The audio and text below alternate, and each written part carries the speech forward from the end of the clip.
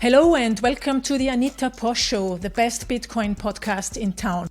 My guests today are Vitus, Zeller and Richard Taylor, my teammates at Team Satoshi, a decentralized sports team.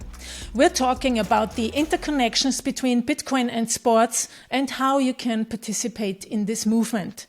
Before that, a message about my new book and a short word from my sponsors. Enjoy. Learn Bitcoin will teach you the why and how to use Bitcoin. Learn Bitcoin provides the necessary basics to keep you in control of your money. Johannes Grill, President, Bitcoin Austria. Order your copy now at learnbitcoin.link. That's learnbitcoin.link. Living on crypto is easier than you think with Bitrefill. Choose from over 4,000 gift cards and mobile top-up options from around the world. I used Bitrefill to top up my phone when I was visiting Zimbabwe. It was easy, worked like a charm, and I even earned sats back. Pay with Bitcoin, Lightning, Ethereum, Dash, Tether over Tron, and many more options. No account is necessary. Join the thousands of users around the world who are living on crypto today using Bitrefill. Join now at bitrefill.com and start earning sats back with each purchase. That's bitrefill.com. Let's start with a short introduction. We are a little bit laughing here because we had big technical problems here with recording this session. So we are a little bit out of rhyme, but never mind. Vitus, would you please start introducing yourself? You're the initiator of Team Satoshi, and what are you doing aside from Team Satoshi? Sure. So aside from Team Satoshi, I'm a family dad. I'm a husband. I am entrepreneur. I have a management and business background. I'm running two companies at the moment. One is a co-working space. We offer every one of our clients a Bitcoin discount. So if you pay with Bitcoin, you get 15% discount on our services. And I'm running another business where I'm going to be building a solar power plant, a large one that will have enough electricity to support about 800 households. So 2.7 megawatt. Yeah, on top of that, I'm a sports enthusiast. I love sports. I believe sports is very good for me, for my own health. I love ice bathing and cold showering. I'm a Bitcoin enthusiast since about 8 years. That's roughly about me. Okay, let's switch to Richard. Okay. So my background is aerospace engineering. I spent 20 years in the industry. I discovered Bitcoin about 7 years ago and running about 6 years ago. And I just got very much heavily involved in both subjects. And that led me on to found Bitcoin Runners just over 2 years ago. So I'm an English athletics registered coach in running fitness. I volunteer for my local community as a head coach for a running club. We have about 17 leaders and coaches in the group. And I'm also a Bitcoin pleb. So I've been really enthusiastic about the space and following it closely and trying to learn as much as I can and be involved. Mm-hmm. And Richard, what brought you into Bitcoin? What was the initial aha moment? I think it was probably not the good things in life. I was working too much. I wasn't really satisfied with my job, my career. I didn't feel it was doing anything very productive for society. And I was at a bit of a low ebb because of working too much, eating too much, drinking too much, just totally physically unfit. And I was overweight at the time. So I was, I don't think it could get any worse until I saw Bitcoin as an opportunity to make money. And so I bought some Bitcoin to buy Ripple XRP. So that was the absolute low point in my life. But it was an entry point. It was, it was a way in, and from that point on, within about 6 months, 12 months, I began to understand a bit more what Bitcoin was about, and the other side to it, and also what Ripple is about. So I switched very solidly to Bitcoin within those few months, and haven't looked back. Mm-hmm. Because why? I mean, what do you see in Bitcoin?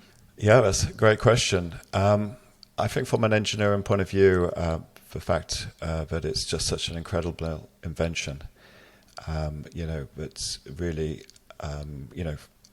from a sort of technological revolution point of view, it's not even registered as a technological revolution in Wikipedia, for example, but it is perhaps as big as the earlier revolutions that happened in history. So we are so early. We're really early to this, and there is such a fascinating many dynamics to Bitcoin which you can study and learn, and that make it work and what make it successful. And the other side is the freedom side, how the potential it has to change how we interact as humans, how we transfer value, and how it's slowly nibbling away at all of these existing forms of value. So I think we think we're here spending our time in the Bitcoin space because we really believe in it, and so that's the two elements of Bitcoin that get me excited. Cool. And Vitus, what was your initial point where you found out about Bitcoin and thought to yourself, hey, yeah, that's it? Yeah, I was excited about Bitcoin the first time I read about it, actually. It must have been on springwise.com, which is an innovation blog. They're usually blogging about startups and innovation ideas. And I was browsing through the history of that blog, and I found Bitcoin there. And I got immediately excited also because when I was reading about it, it was during the time the European Union was considering putting money into Greece, saving Greece after the financial crisis. And yeah, I had already been interested in financial markets in a way, and in money in general. So it really, it really excited me from the beginning. I didn't really get involved from the beginning, but then, roughly like 8 years ago, or 7 or something years ago, I then also got involved financially because I felt like, okay, this is a nice gambling opportunity. You can maybe make some money off of it. I really started understanding what Bitcoin really means much later in time. I had already pretty much forgotten about it. I had already sold Bitcoin, unfortunately, in between. But for me, it really means freedom money for the people. I believe it has the power to really change the broken financial system that we have, and replace it with a new backbone that is hard money. And this is really what excites me about it. I've been talking to people about it. I cannot really bring across the excitement as well as I would like to. So I started Team Satoshi, and ever since then it's working out better. So I know that you've been a cyclist when you were really young, like in your youth, I think. Yep. But you stopped then. How did you get into sports again? Yeah, so I was running my business until 2018 summer, and I had to decide to close it down. It wasn't working the way it was supposed to. I also didn't really believe in it anymore. Back then, I was also had my eyes on shitcoins. So it was basically a smart contract idea built on Ethereum back then, and we were actually quite a nice team. of excited people about the idea. But then when I decided to close it down, I didn't feel very well for a while, and I started doing sports again, which picked me up again and really gave me power and energy. And during that time, I also listened to a friend of mine who said, right now, you don't need to force yourself to do anything. Because I had not, this is the first time I had experienced in my life that I didn't really know what to do with myself during the day. So I did sports because this was what I basically was from youth onwards already.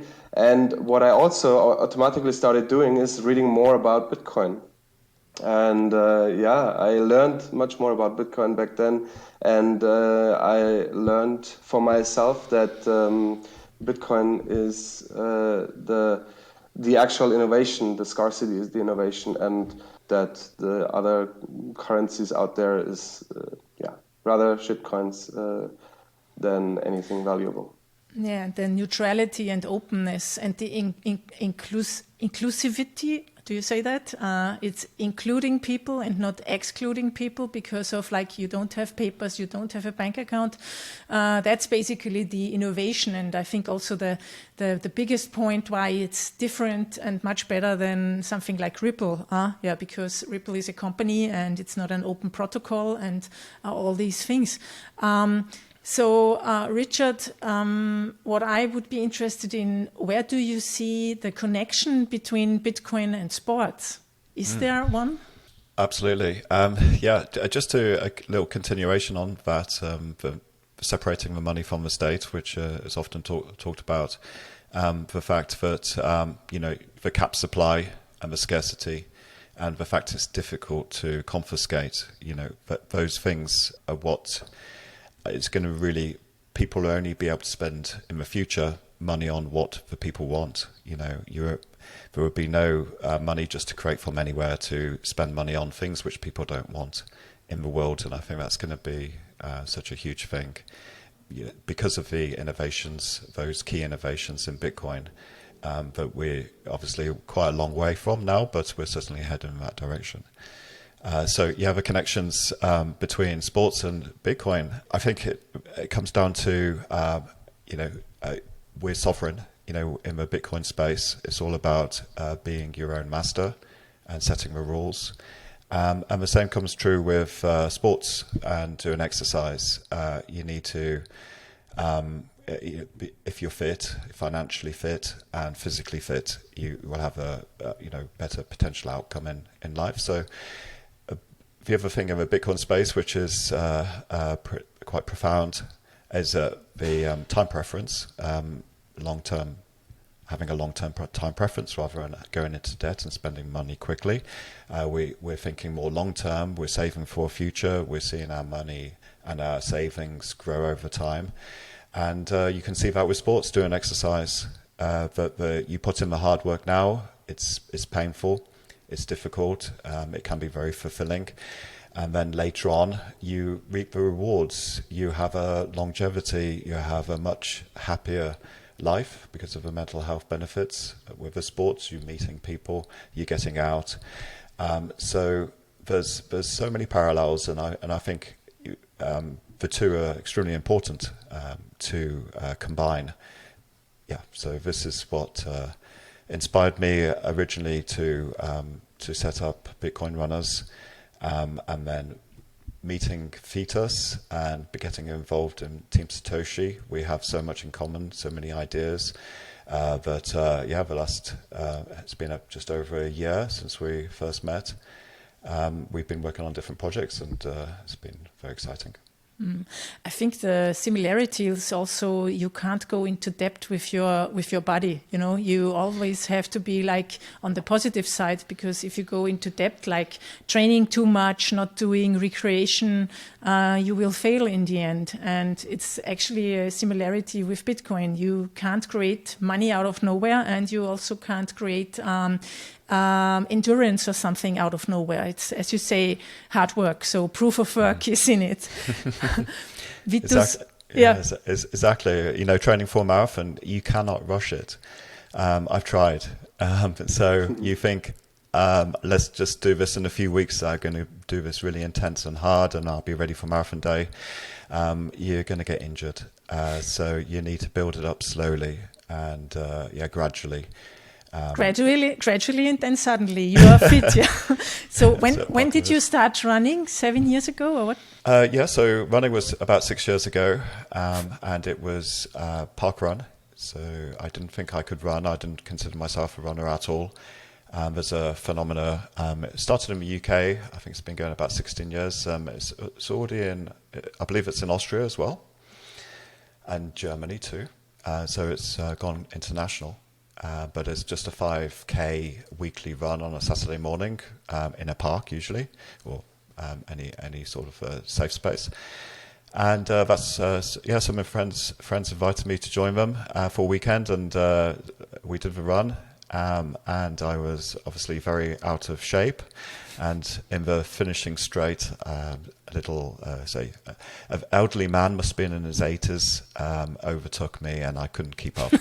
So he was the most inspiring person in my life, really, because since then I thought, I need to get fit. Coming up to a midlife crisis, what will I do?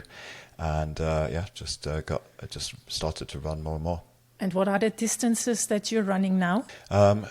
So since then I've done 6 marathons and 2 ultra marathons. The ultras have been 50k long, and training for a marathon coming up, and I've got more involved in cross training, so triathlon activities, which is where Vitus and I have been doing some sports together, so cycling and swimming. I've relearnt to swim. And icebathing too, as Vitus mentioned. So it's all thanks to our connections through Bitcoin. Yeah, but not everybody has to do this. I mean, if you want to join Bitcoin Runners or Team Satoshi, you don't have to ice bathe and you don't have to do ultra marathons. It will happen. It might happen. Yeah, that's true. So Vitus, do you maybe also want to say something about the interconnections between Bitcoin and sports? I completely agree with. I believe what Richard said is actually hitting the main spots. The real interconnection is that you need to put in proof of work in keeping your body healthy and fit, and that proof of work will show over time.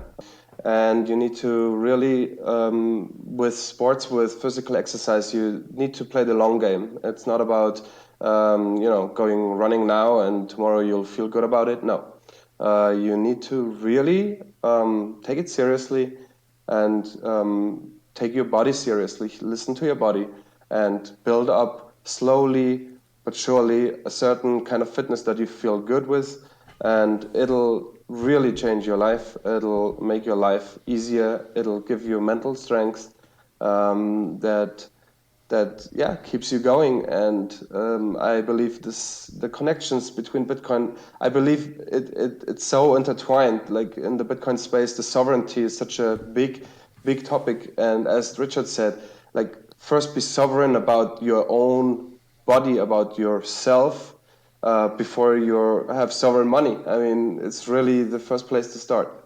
So I believe it fits so well with the Bitcoin ethos. Yeah, it's also, my experience with like doing mountain biking out there without anybody else, like alone in the woods somewhere. And that also builds self-esteem and self-sovereignty, because I needed to know how to fix my bike if something happens, or I needed to know how to navigate. And that's also like a little bit like a similar story in learning how to use Bitcoin, how to set up your hardware wallet. It's also a little bit a risk comes with it, and you learn to trust in yourself even more. And I think that's quite a great experience and learning that one can have. Yeah, exactly. You learn about your body, what your body can do. Exactly, yeah. And also what your mind can do, yeah. So, Vitus, how did you then come up with Team Satoshi? What is it? So during the time after letting my company go in 2018, as I said, I wasn't feeling very well. I was doing sports, and I saw actually the 10th anniversary of Genesis block Bitcoin coming up, and I had the inner need to do something about it, to actually communicate that this great day is coming up and we need to celebrate it. And I had the idea of doing a bike tour. I had done bike tours before, and I thought, okay, why not do a bike tour that has a symbolic meaning behind it? I started Tour de Satoshi on January 3rd, 2019, which was the 10th anniversary. I started in Florence, which 600 years ago, modern banking actually started with Banco Medici. And I went through the Alps to Frankfurt, in front of the European Central Bank, and I tried to pay every night with Bitcoin at the hotels. So it was a real journey. It was like I was for 10 days in a tunnel trying to really do this successfully, and then every night writing a story about it, tell my story of the day. It was quite an experience. And this is how it started. So I wanted to advocate for Bitcoin and for the cypherpunk ideas and the universal human rights through Team Satoshi, basically. So you wanted to build awareness. And I think what I need to mention here is this is in European winter. So you cycled in winter over the Alps. So the actual mountain pass that I wanted to take was closed because there was actually during that time a very strong winter chaos in Austria and also parts of Germany. So I had to change my route a little bit, and I had to go a mountain pass where snow chains, I think they're called in English, were mandatory. So I actually put on like spike tires the night before crossing that mountain range, just to be able to cross the Alps there. And from that day onwards, I had snow every day, so it was really beautiful. And I think you even froze one of your toes. Two actually were frozen on the day after crossing the mountains, because I had a few flat tires and I was standing in the snow while repairing my flat tire, and that was very early on in the day. It was snowing heavily, so my feet were wet from very early onwards, and I had still 8 hours of cycling in front of me. And by the time I actually got to my goal that day, 2 of my toes were partly frozen, which I noticed after the whole bike tour actually, that I didn't have any feeling in there. But it came back. So after like 9 months, thankfully the feeling in my toes came back and they didn't freeze off. That sounds like a nightmare to me, that adventure. And how many of the hotels did then accept Bitcoin? So it was 9 nights. I asked roughly like a little bit above 50 hotels, and 7 hotels accepted. So, but the funny thing was I only drove to hotels that looked like family-owned hotels.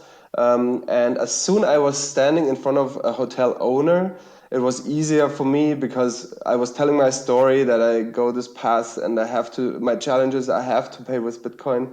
And then I believe most of them somehow had like the feeling, okay, I can help this guy, and why not do it? So then I had a 50% chance as soon as I was standing in front of the owner to actually do it. It was rough, but was partly successful. Sounds rough, yeah, but really a kind of a heroic tour. Richard, did you do with the Bitcoin runners an event like that, or a race or something? Nothing so crazy. Have to say. So with Bitcoin runners, one of the things this is how Vitus and I met. In fact, one of the things we've done is organize some conference runs, so Bitcoin conferences, and it started when I started Bitcoin Runners back in 2019 at the Digital Asset Summit in June. I was invited to attend a meetup with Andreas Antonopoulos as part of a Patreon group that we had. He'd organised an evening in a pub, which was very nice to meet other Bitcoiners. So I went along to London and met Andreas and met another runner, actually, just by chance, Anibal Sanchez. You know Anibal, he's been on your podcast. And he's a serious Bitcoiner and a serious runner. And so the next day, effectively, I started Bitcoin Runners at this conference. So we arranged to meet up. We thought we'd just do a 20-minute run around London along the Thames. It ended up being 20 kilometers. And we realized we had a lot in common, not just a haircut, or lack of, I should say. But yeah, we had so much in common. It was really enjoyable. It was just the two of us. And then I thought, well, this has some legs, pardon the pun, that we would do. I would try to do this at every conference that comes up. And so at the Lightning Convention in 2019, October 2019, this is where we met as well, Anita. I organised a run and was put in touch with Vitus from Team Satoshi, and Vitus said, let's do this together. Fantastic. So Vitus knew some parts of Berlin, and we put some message out on the Telegram group for a conference that we were just a group of runners meeting up before the conference got started to do some networking and stretch our legs. And so there was about 4 or 5 of us. I think we saw Gigi from a distance, but he didn't run, but we may have seen him, we may not, who knows. Unrecognizable person. Vitus took us around some of the sites. It was a really memorable time. Fantastic. And then the conference started, and we had a good time there too. And so there's been Unchained Convention since then, Bitcoin Germany Week, and the Miami conference in Miami, of course, most recently, which was absolutely huge. And we had a local celebrity lead that one too.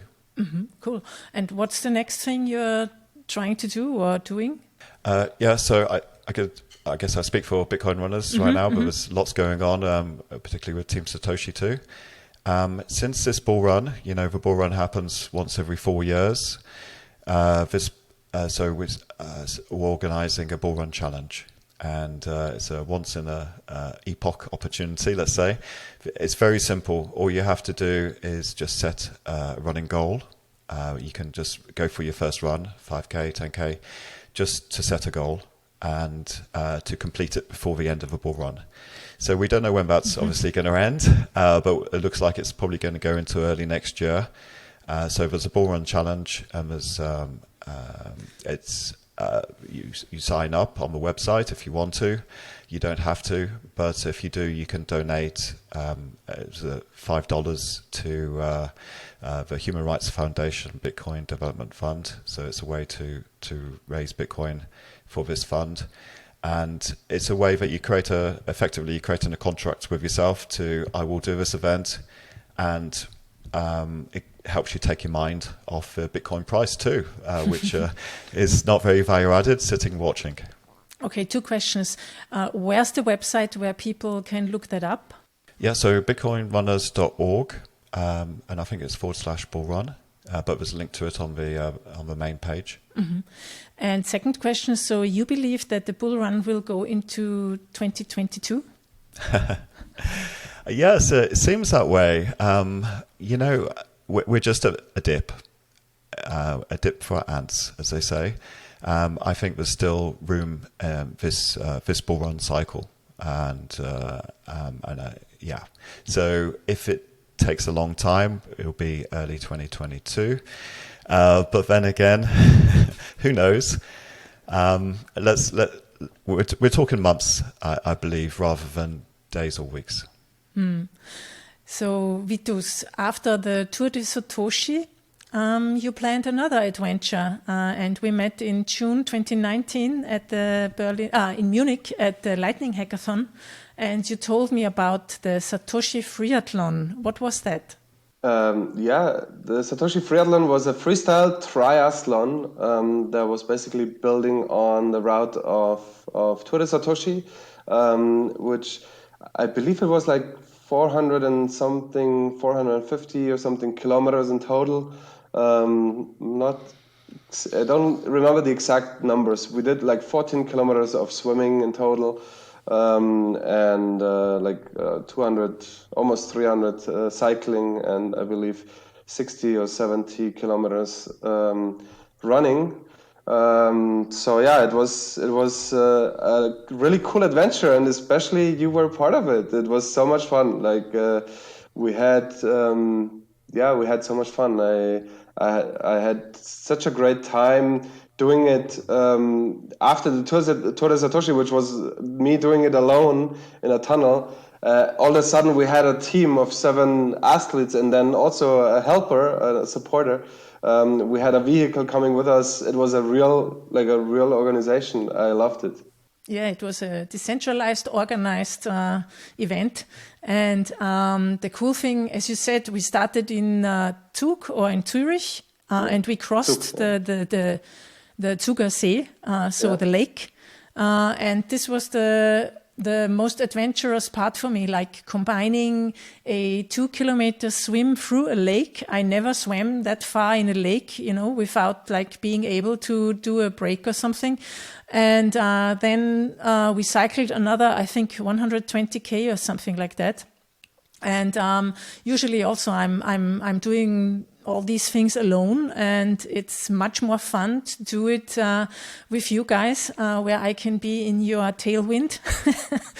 And it was a great adventure. I really like to remember it, and it's like 2 years ago now we did it.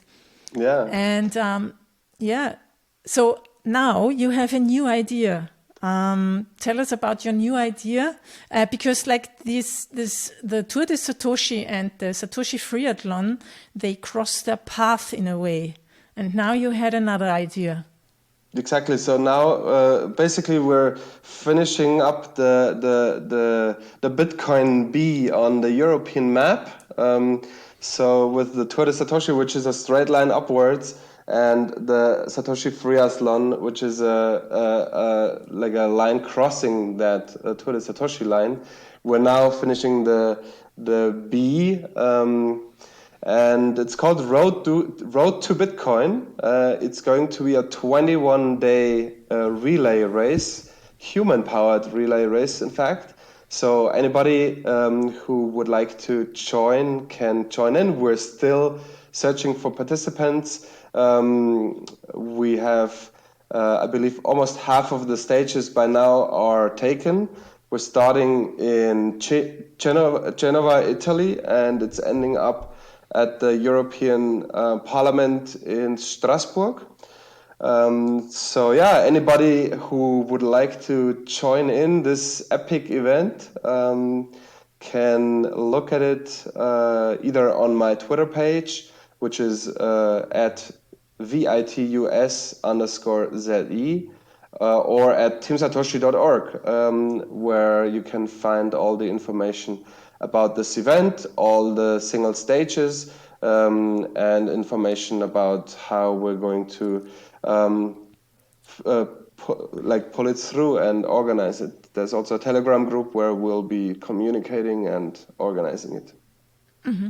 So basically it's a relay race, so you don't have to, you can do it alone, you can do it with other people together, and you can choose from the stages. We have a list of the stages, and they are of different length, and the challenge is different. But anybody can do it. I mean, anybody can join, right? Yeah, anybody can join. You can choose how your mode of traveling will be. Like you can walk it, you can run it, you can bike it. The only thing is it has to be human powered. Like you have to actually do the distance yourself. and we'll have a torch that will be handed from one day to the next, from one participant to the next. Actually, we have two torches. One is an actual physical torch, which will be the Bitcoin white paper, because the last stage will be the 13th birthday of the Bitcoin white paper day, the 31st of October, when we arrive in Strasbourg. So we'll put the Bitcoin white paper, we'll bring it to the European Union,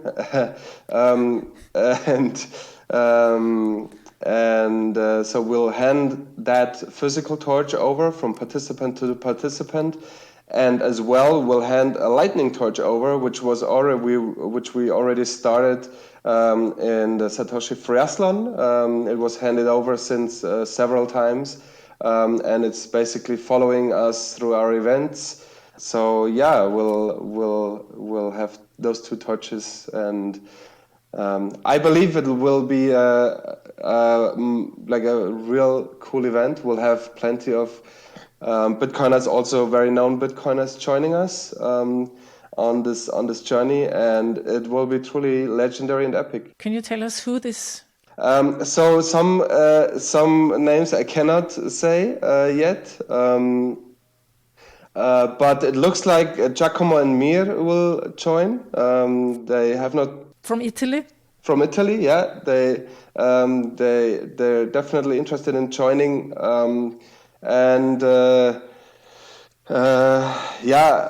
unfortunately, some of the participants want to be anonymous, or not. Unfortunately, actually, I like the fact everyone can do it also anonymously. There's not too much information I can give at the moment.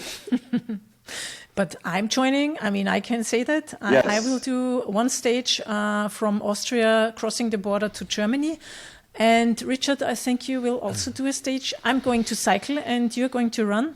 Yes, I'm going to do mine on the 23rd of October. I think it's a 46 kilometer run, very hilly run through the Alps.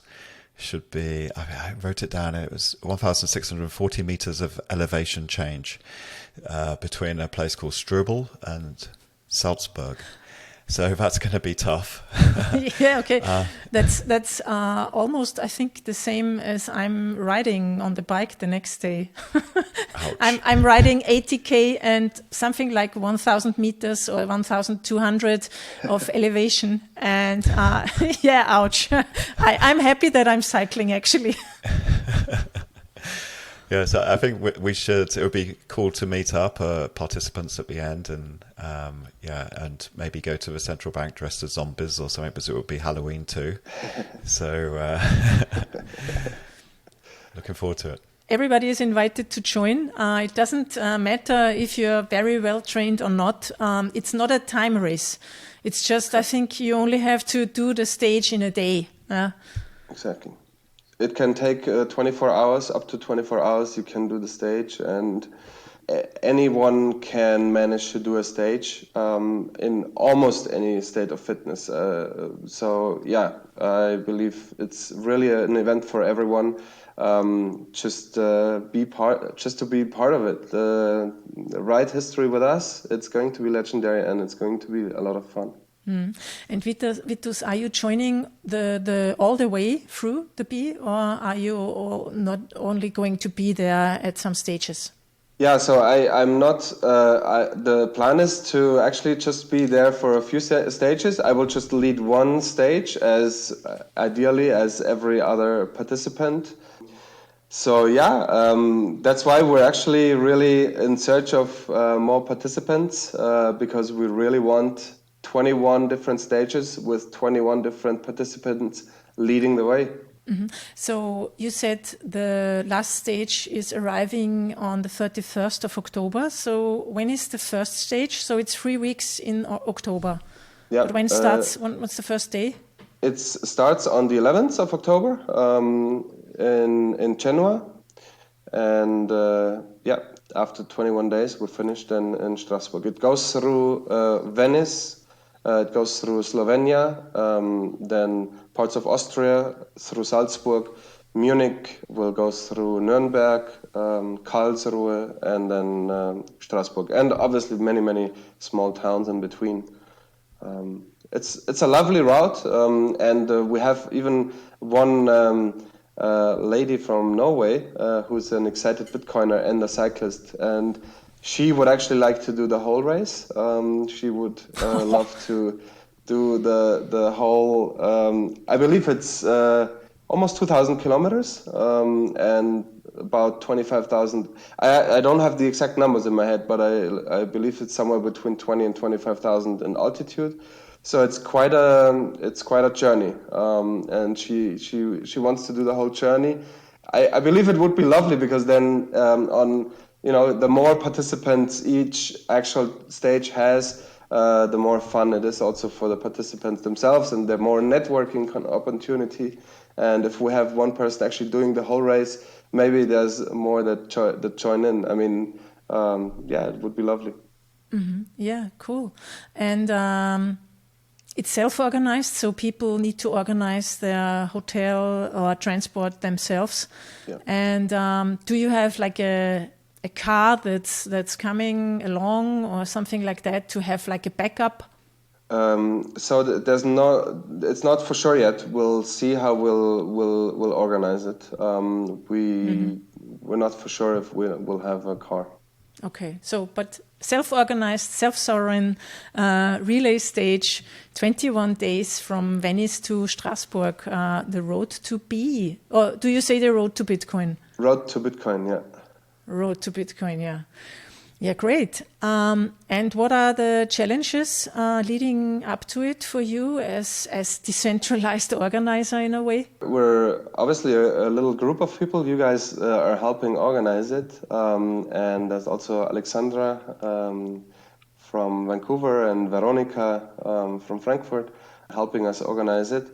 I believe the main challenge is actually finding participants who will do stages in Italy. Our network is limited in Italy, and Germany and Austria, I believe, we're going to be closing relatively easily, but Italy will be the main challenge. So we're looking for participants. This is really the main challenge, and I believe everything from then, as soon as we have the participants, the event will be great, because each day there will be stories about it. Everyone will, obviously, every participant will be really excited being part of this event. So the main challenge is really participants. Yeah. Mm-hmm. So everybody who's listening to this and knows someone who is running, cycling, swimming won't be a part of it, I guess, or who wants to walk, please tell them to go to the website teamsatoshi.org or to Vitus' Twitter account. I will put it into the show notes afterwards. It's twitter.com/Vitus_ZE. Yeah. Okay, so and what's going on for you, Richard? What's your next challenge? Do you have anything planned before the road to Bitcoin? Yes, on a personal level, I'm hoping to do Chicago Marathon, representing Bitcoin runners and Team Satoshi. So that's at the 10th of October, just before the challenge Road to Bitcoin starts. However, right now, people from Europe can't get into the States very easily. You need to spend 2 weeks in one of these intermediate countries. So it's looking less and less likely as we get closer to the date. So I'll probably switch to Munich Marathon, which is the same day, 10th of October. And just currently talking Vitus into seeing if he would like to join that marathon too. It would be awesome. Mm-hmm. Richard, show us your T-shirt. You have a Bitcoin Runners T-shirt. What's the story behind the T-shirt? I think I should show the back as well. Little Team Satoshi there too. I don't know if you can see that. Oh, we can see Bitcoin Runners on the back.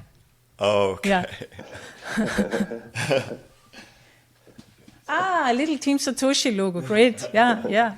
Cool. Yeah.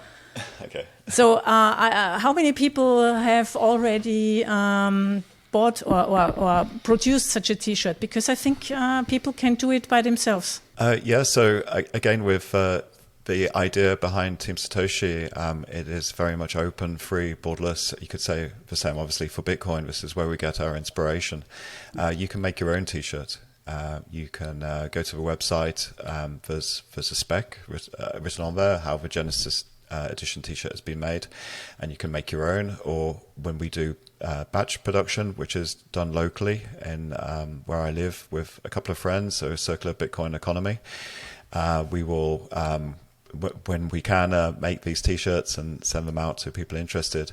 That's how you get a hold of it. But I only get good feedback from the shirts because they are proper running shirts, technical. And obviously with the shiny logos, they cause heads to turn and people to ask, oh, what is this? What is Bitcoin? It's golden letters. Is it the digital gold? Absolutely, yeah. That's the best part. Yeah. And Vitus, I think for Team Satoshi, we also have some clothes. Yeah, exactly. We're producing clothes on a semi-yearly basis, I would say. It's also very professional clothes. You here on the video, you see the BioRacer logo as well. It's also on the shirt. The BioRacer is the producer. So anybody interested, we're also producing the Bitcoin Runners clothes and the Team Satoshi clothes. So same thing. We've produced plenty of clothes already, and more to come for this event now, which I've ordered. What I want to add, so in a few days, there will be again the third run for Halfini. So there's going to be another running event on September 6th. It's basically an anniversary of Halfini's last run. We started doing that 2 years ago. So this one is the third run for Halfin, and we're inviting anybody who wants to either start running or runs anyways to go for a run on that day. Think of the pioneer Halfini and run in memory of him, and maybe even post some impressions from your run on Twitter or any social media. Mm-hmm, like we always do, actually. And it's not only to run, because I can't run, so I cycle on that day, and that's okay too. And even if you walk on that day, you can send us your pictures about your contribution to the run or to the memory of Halfini. Yeah. Yeah, cool, great. And Vitus, personally, any sport challenges in the next future? Icebathing again or something like that? So first of all, I'm obviously also taking part in the Bitcoin Runners Bull Run. I actually had to postpone my challenge. I wanted to run the ultramarathon with Richard, but I couldn't join due to travel restrictions. And so I will do it within this Bull Run circle. My idea is to run an ultramarathon. It might be during the Road to Bitcoin, but maybe also during another event. We'll see. The ice bathing, I must say, it deserves a minute, because for me, it's really the biggest discovery since Bitcoin, I believe. It's really changed my life. I haven't taken a warm shower in almost 2 years, and I'm going ice bathing in winter, when it's really cold outside, when either there's ice on the water or there's not. It doesn't make such a big difference. The water is very cold. It's really reviving, and I've had the deepest states of meditation actually in ice water. I'm loving it to a point where I can't stop doing it in winter. So I can really recommend trying it. It needs a little bit of preparation, like some breathing technique. Just search like Wim Hof breathing, technique, do that, and then dare to go into cold water. It's such a great thing. I think Richard would agree. But not alone, I guess. I guess you shouldn't go alone, should you? I mean, there should be somebody outside. Yeah, I think if it's a river and it's flowing, then it's definitely better someone is there who watches the whole scene. And if it's a lake, yeah, it's always good to have someone be there, especially when you do it for the first time, or join a local group. There's in many towns around there are local ice bathing groups that are guided. So yeah, it is good to do it with other people, but I really believe actually in general it's a safe thing to do if you follow the instructions from Wim Hof, the Iceman. It's generally really safe. If you don't go under the ice, you definitely shouldn't go put your head under the ice. That's when it gets really dangerous, or when the water is flowing and you don't really know what you're doing. But in general, I believe it's relatively safe. Mm-hmm. And Richard, why did you start doing that? Vitus. So Vitus inspired me with his ice bathing, and I took it up just towards the end of last year as things were getting cold. And I started swimming. It happened to start swimming at the same time in a lake, training for a triathlon. And one day I forgot my wetsuit, and it was a very cold day, not far off 5 degrees or water temperature. And yeah, so I went in the water and tried to have a swim, and it was just such a euphoric feeling afterwards. Obviously, mind over matter to get in, but the sense of satisfaction and the feeling afterwards. And we're a small group of people here who go to a lake, and we meet up once a week on a Sunday morning. So there's a real community spirit to it, and there's less and less people meeting during the winter time. But there are hardened people like Vitus who they go to swim. They try to swim the Ice Mile challenge. But yeah, it was such an amazing thing to take up and to get involved in. So much so, I've introduced a few friends, and one of them, he's an airline pilot, but he's really taken to the mental health benefits that the ice bathing gives, and he's converted a fridge freezer in his garage into like an ice bath. So it's he followed some instructions on YouTube how to do this. It's one of these chest freezers. You fill it with water because they're sealed already, and then dial the temperature down. So he's setting that up at the moment. I haven't. What are the benefits? I mean, you mentioned mental benefits. What are those? Mm-hmm. Perhaps Vitus is a good position to explain. So, I can only tell about the benefits I feel. I have no. My resistance to cold in winter is I haven't ever felt that in anything. I can basically in winter time I go outside in a t-shirt. You can throw a bucket of water over me, and I can still walk around, and I'm not cold. I can go into the river at 5 degrees. I come out. I still walk with the t-shirt. I'm not cold. I don't get a cold.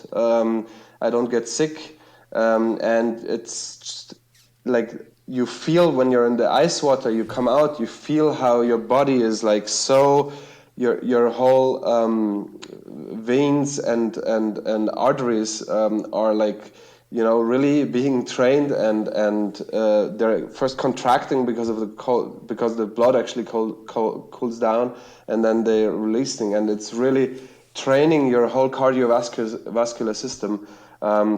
And for the mind, if you can go into cold water and stay there for a minute or two, and do that on a I don't know, even once a month or once in 2 weeks or whatever, it gives you such a mental strength, because you can do that, and you're strong enough to do that. It gives you a very strong understanding of what your body can do.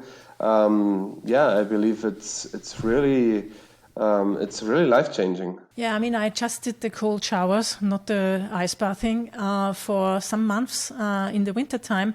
And I also have to say, I never felt cold anymore outside, which was actually great because usually I'm very cold very soon. But the ice bathing, I don't know. There's a hurdle in my head against that, like a mental barrier. Yeah, I understand, but actually the main part of it is the cold showers. Like, I mean, the ice bath gives, is the crazy thing that gives you like a real push internally and even some high. You even feel a kind of high after you come out. But the cold showers is actually the place to start. It's such an amazing thing to just take a cold shower and feel how you feel while doing it and afterwards, and that's what gives you the resistance to the cold. Yeah. Okay, I guess the next challenge of Team Satoshi then is a ice bathing challenge or something like that. Yeah, I did one actually for the birthday of Genesis Block, again January 3rd this year. I did, because it was the 12th anniversary, so I did 12 minutes of ice bathing. There's actually a video on YouTube, so if you want to see it, just Google Vitus Icebathing. And yeah, it's that was a challenge because 12 minutes gets really, really long, so I wouldn't recommend such a long stay in the water to anybody who's not used to it. So you have to first do like a minute, then 2, then 3, and then work yourself up slowly. But I was doing it last winter. I was doing it 2, 3, sometimes 4 times per week. And yeah, so then at some point you're able to do something like that. Mm-hmm. Yeah, cool. I mean, cool. What a word. What did we miss anything? I mean, we're coming to an end now. It's almost an hour. Have we missed anything? Should we talk about something that's going on, or how can people participate? Yeah. Yeah. Perhaps one thing to mention would be the halvening challenge that we did May 2020. Mm-hmm. And the next halvening challenge, which will be 2024. I think it may be worth mentioning on the podcast that we did this live stream, and it's possible to re-watch us on the Team Satoshi YouTube channel. Mm-hmm. Did we, yeah.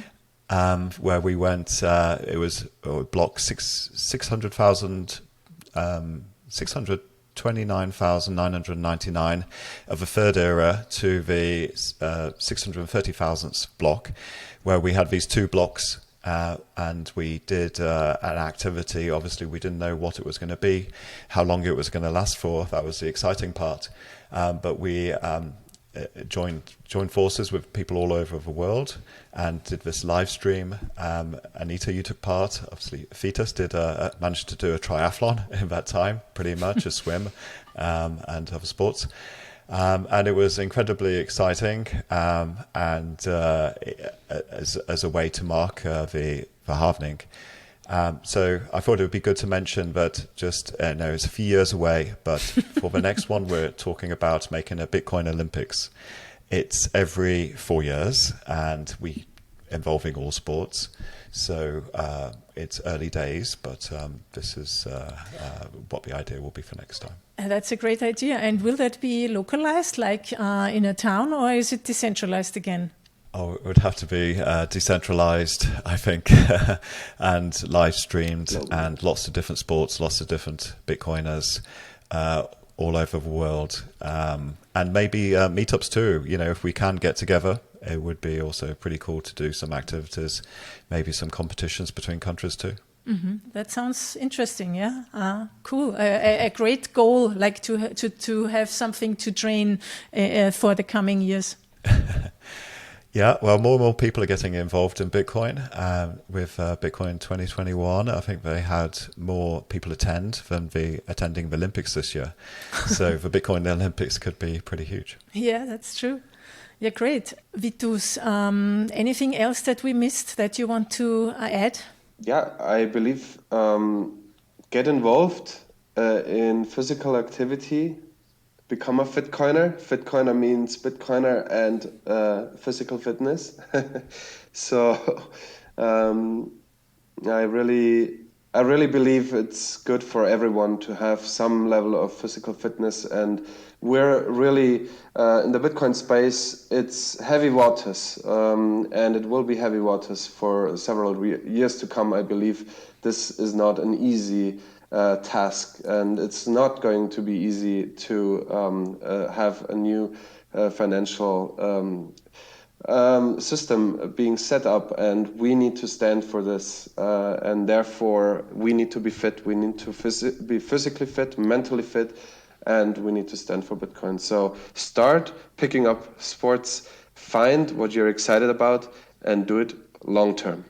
Yes, Richard, do you also have such motivating words for us?